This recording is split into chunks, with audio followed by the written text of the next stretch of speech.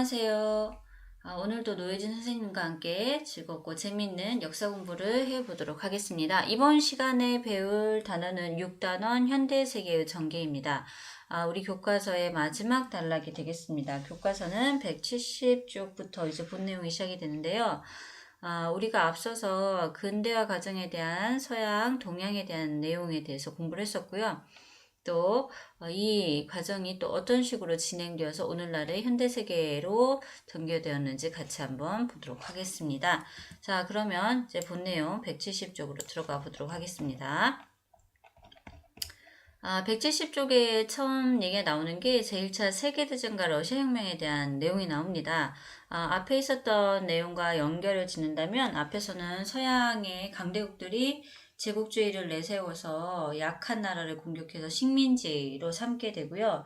이 시기 1900년대 초반이 되면은 더 이상 이제 나눠가질 식민지가 없게 되는 그런 상황까지 오게 됩니다. 근데 아래쪽에 지도를 잠깐 보시면은요.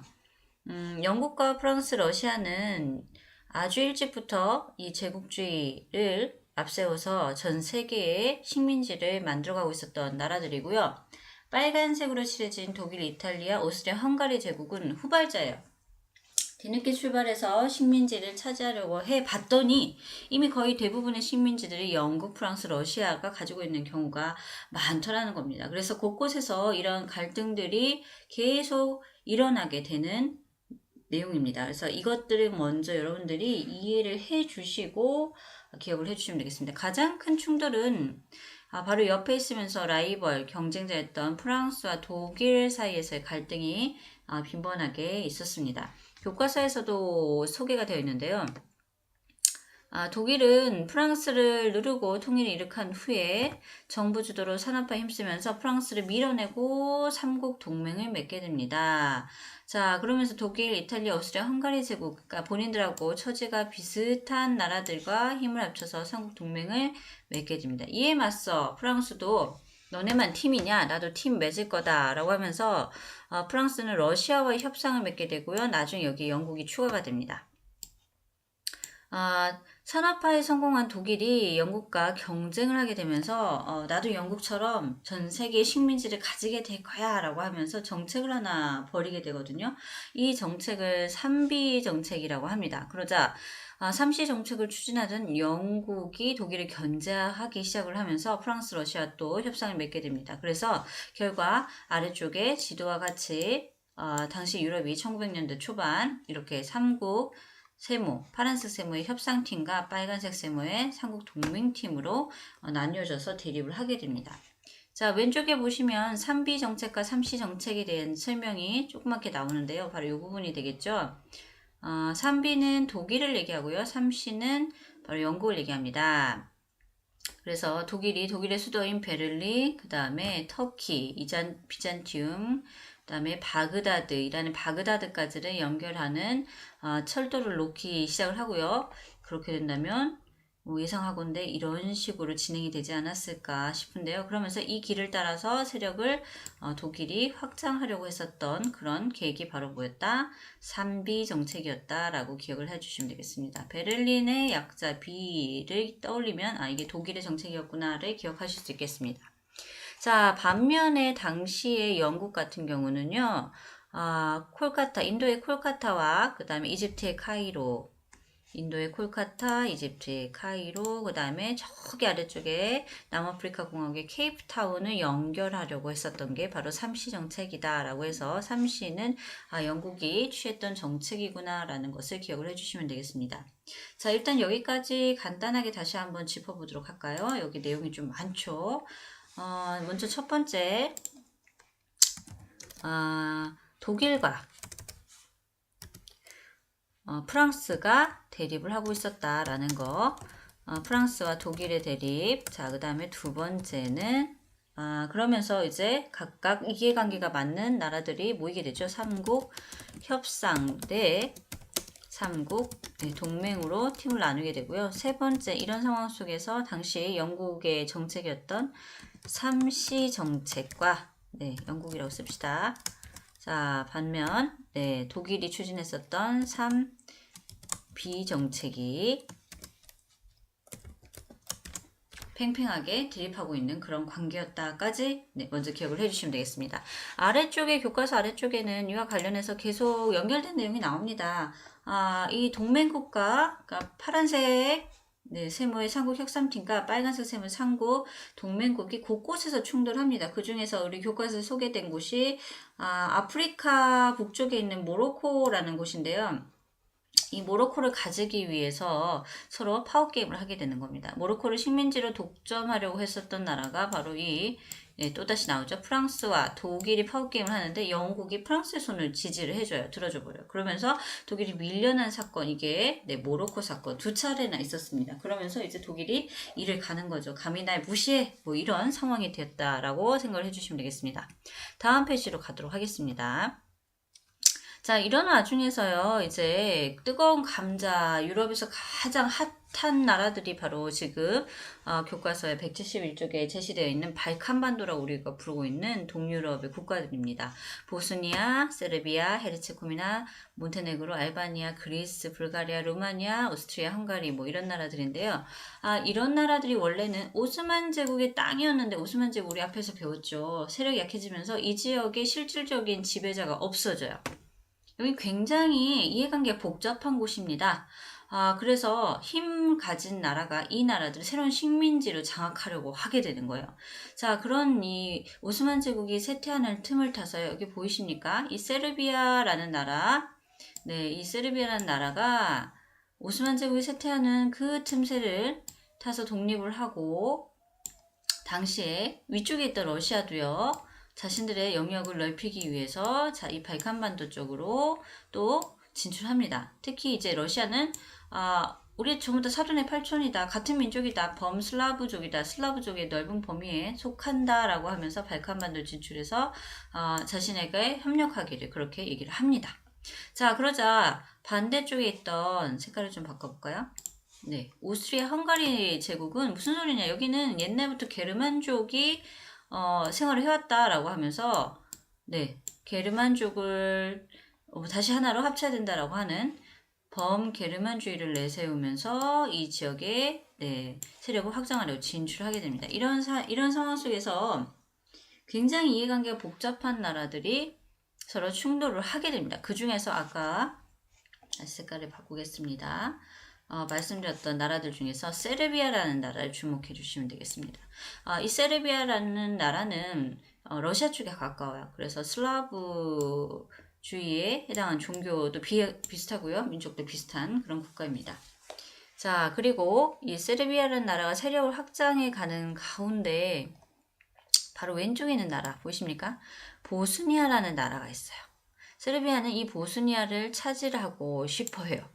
자, 그런데 위쪽에 누가 있냐면 세르비아와는 전혀 반대의 계열인 바로 이 오스트리아 헝가리 제국의 게르만주의를 내세우는 나라가 있습니다. 그래서 이 보스니아를 놓고서 세르비아하고 오스트리아 헝가리 제국이 파워게임이 일어나는 그런 상황이에요. 바로 이러면서 이제 제1차 세계대전의 원인이 되는 사라예보 사건이 발생합니다. 아래쪽에 교과서 내려가 보도록 하겠습니다. 자, 밑줄 같이 그으면서 진행하겠습니다. 발칸반도 영토 분쟁 과정에서 세르비아가 러시아의 지원을 받아서 보스니아를 꿀꺽 삼키려고 했는데 이때 중간에 커트한 거죠. 오스트리아 헝가리 제국의 방해로 결국 실패한 상황에서 오스트리아 헝가리 제국이 보스니아를 차지하게 됩니다. 그런 상황 속에서 오스트리아 헝가리 제국의 황태자 부부가 보스니아의 수도였던 사라예보를 방문을 해요. 군대 훈련을 참관하기 위해서 방문했는데 여기에 세르비아 계열의 한 청년이 이 오스트리아 헝가리 제국의 황제 부부에게 황태자 부부에게 총을 발사해서 살해하는 사건이 발생합니다. 이 사건을 바로 사라예보 사건이라고 합니다. 그러면서 결국에는 오스트리아 헝가리 제국이 세르비아에게 전쟁을 선포하게 되고요. 이에 러시아가 세르비아를 지지하면서 이 전쟁에 참전을 하게 됩니다.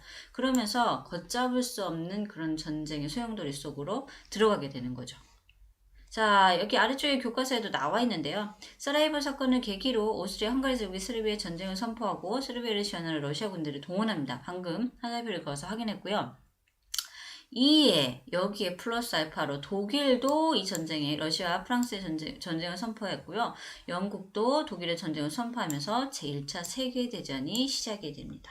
그래서 앞서 보셨던 1, 2, 3 해서 봤었던 프랑스와 독일의 갈등, 삼국 동맹대 삼국 협상의 갈등, 범게르만주의, 범슬라브주의의 갈등 상황 속에서 사라예보 사건이 터졌고 그 사라예보 사건에 지금 보시면 또 정리를 한번 해볼까요?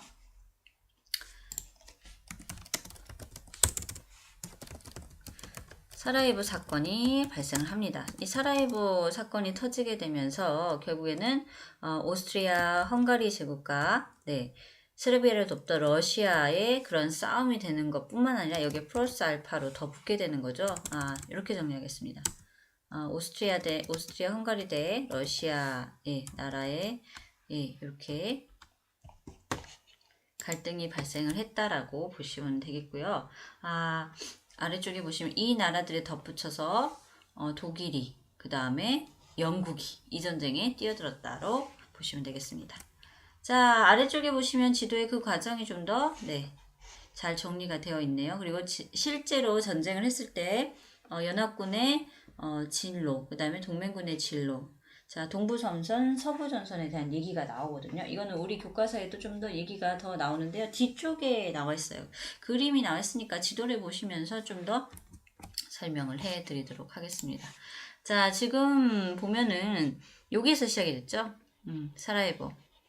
세르비아를 돕는 러시아 같은 빨간색, 그 다음에 사라예보를 뺏기지 않기 위해서 오스트리아 헝가리 제국 뒤에 독일이 도와주게 되는 거고요. 그리고 같은 이해관계에 있었던 나라들의 색깔이 지금 똑같이 표시가 되어 있습니다.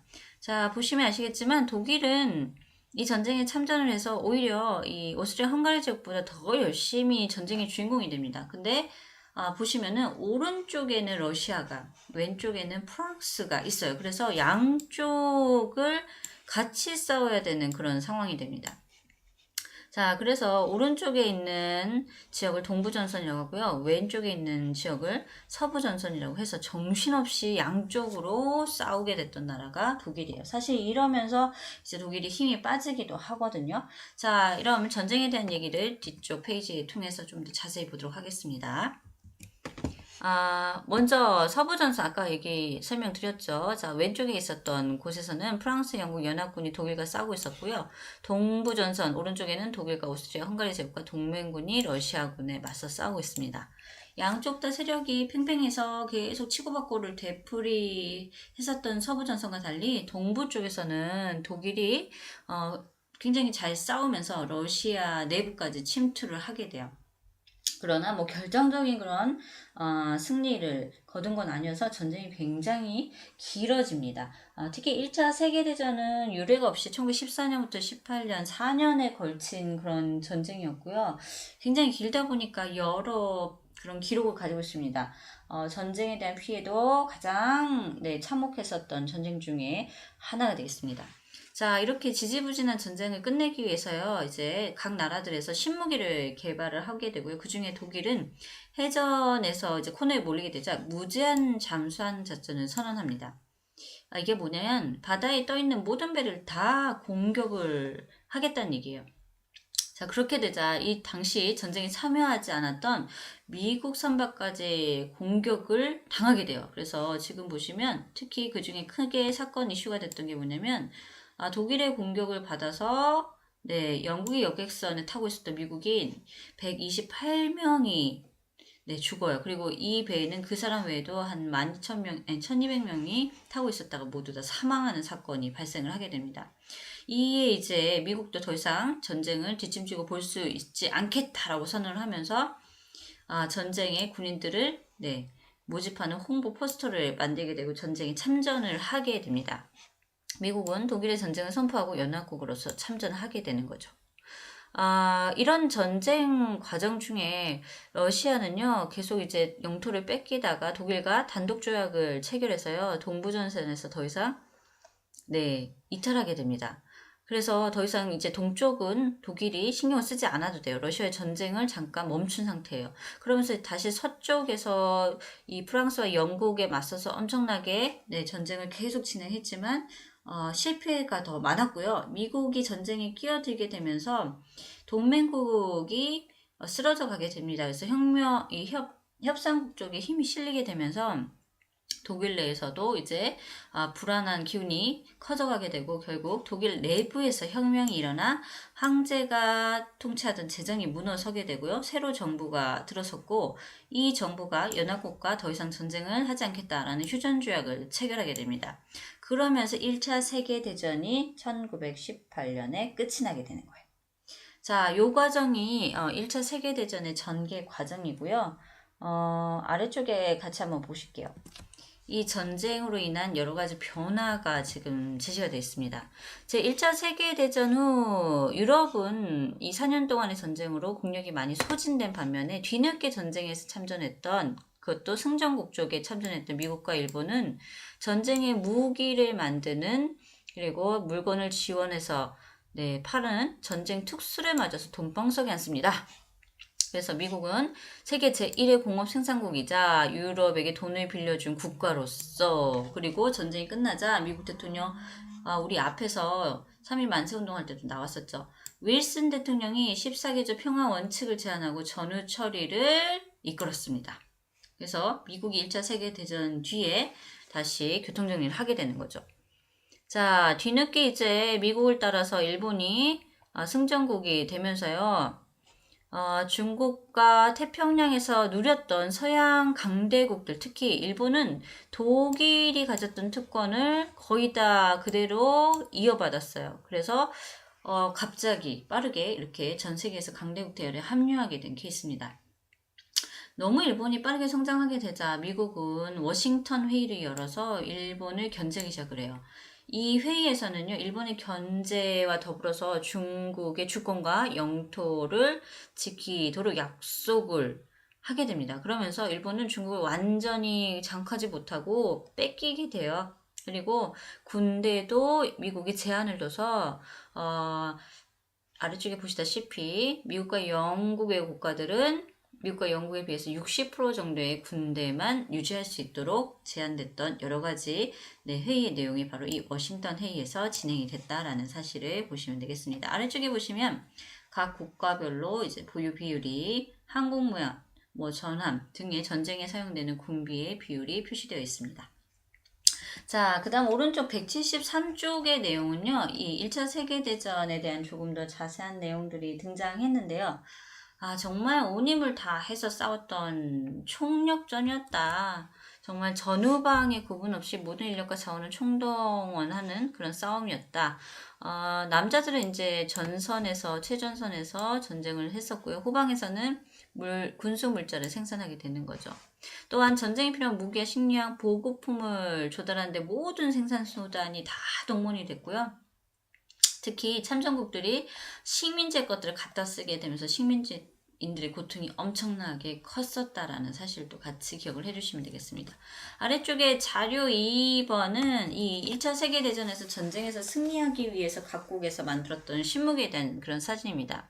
비행기가 등장하고요. 잠수함, 탱크, 기관총, 그 다음에 이 방독면까지, 화생방 작전까지, 약품까지 살포하는 그런 작전까지 펼치게 되면서 여러 가지 그런 참극을 낳게 되는 거죠. 그 다음에 또 하나의 그런 기록이 뭐냐면 지금 보시는 이 장면은 땅에다가 이렇게 깊게 구덩이를 파고 여기에 숨어서 적이 오면은 머리만 눈만 내놓고 총을 쏴서 맞춥니다. 바로 이 공간을 참호라고 하는데 1차 세계대전이 전쟁이 길어진 이유가 바로 뭐냐면 본국의 군인들의 피해를 최소화하기 위해서 참호를 판 거예요. 그러니까 적이 침입해 들어오는데 보통 전쟁은 맞서서 나가서 가서 싸워야 되는 게 전쟁인데 나가지 않고 이렇게 구덩이를 파고 참호를 파고 여기서 기다리다가 코앞에까지 왔을 때 총을 쏜다는 거죠. 한두 번 당해본 적이 마찬가지로 어떡하겠어요. 이 사람들도 더 이상 가지 않고 참호를 파겠죠. 그래서 양쪽에서 계속 대치되는 그런 시간만 허무하게 버렸던 상황이 많이 발생했고요. 더 심각한 건 여기 열악한 환경에서 지내다 보니까 제대로 먹고 자고 쉴 수도 없었고 사람이 죽으면 시체를 참호 바깥으로 끌어내기도 힘들었던 상황이라고 합니다. 그래서 썩는 시체 옆에서 생활을 해야 되고 그러다 보니까 쥐도 들끓게 되는 그런 상황에 만약에 여기에 폭우까지 비라도 오게 되면은 순식간에 이 지역이 물이 차올라서 익사하는 사람도 많이 생겨났다고 해요. 그래서 이러한 참호를 파괴하고 계속 적군에 진격하기 위해서 개발했던 신무기가 바로 왼쪽에 나와 있는 탱크와 같은 무기였다고 합니다. 자, 그럼 아래쪽에 과제 1번에 자료 1, 2에서 알 수 있는 1차 세계대전의 특징을 말해보자 라고 했었는데요. 위쪽에 지금 밑줄은 그어놨는데요. 다시 한번 간단하게만 메모하도록 하겠습니다. 1차 세계대전의 특징은 전방, 후방 구분이 없었다. 모든 지역에서 다 같이 싸웠다는 얘기죠. 총력전이라고 얘기도 합니다. 온 힘을 다해서 싸웠다는 얘기고요. 모든 자원이 동원됐었고요. 방금 보셨던 참호전과 같은 새로운 전쟁의 기술, 그 다음에 각종 살상무기, 대량 살상무기. 그래서 지금 보시면 방독면을 쓰고 작전에 임하는 군인들의 모습까지 볼 수 있습니다. 자, 그 다음 과제 2번. 제1차 세계대전에서 유례없는 대량 살상이 초래된 까닭을 말해보자. 아무래도 신무기의 개발이 되겠죠. 여기 해당되는 게 기관총, 탱크, 비행기, 잠수함, 독가스, 뭐 이런 그런 무기들이 나타나면서 대량 살상이 이루어지게 된 거고요.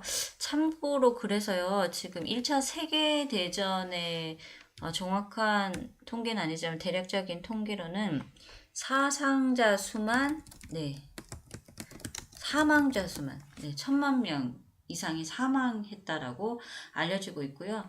200만 명 이상이 다쳤다라고 얘기를 하고 있습니다. 이 다쳤다라는 게 무슨 이렇게 상처가 닿아서 이거 아무런 그런 다친 게 아니라 팔다리가 절단되거나 얼굴의 절반 이상이 이렇게 함몰되거나 하는 그런 어마어마한 피해를 입었다라는 사실을 기억을 해주시면 되겠습니다.